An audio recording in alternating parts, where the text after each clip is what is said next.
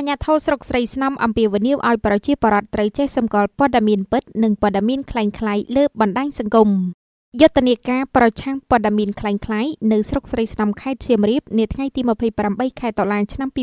2025លោកសាំងកឹមសេងអភិបាលរងបានអំពីវនីវដល់ប្រជាពលរដ្ឋទាំងអស់ត្រូវមានការយល់ដឹងខ្ពស់ក្នុងការពិនិត្យនិងសម្គាល់ឲ្យបានច្បាស់លាស់អំពីអ្វីដែលជាព័ត៌មានពិតនិងអ្វីដែលជាព័ត៌មានคล้ายៗជាពិសេសនៅលើបណ្ដាញសង្គម Facebook ដែលព័ត៌មានខ្លះមិនអាចយកជាការបានឡើយ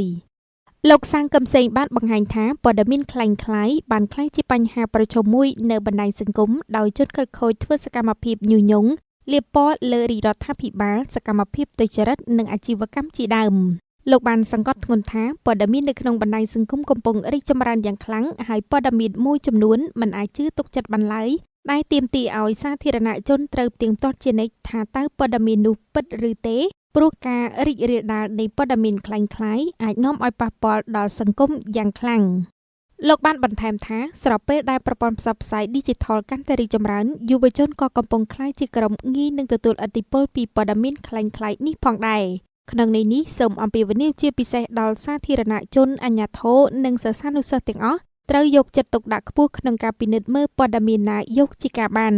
សូមជឿទុកចិត្តលើសារព័ត៌មានធំៗឬពេចផ្លូវការរបស់ថ្នាក់ដឹកនាំរាជរដ្ឋាភិបាលក្រសួងស្ថាប័នក៏ដូចជាក្រសួងព័ត៌មាន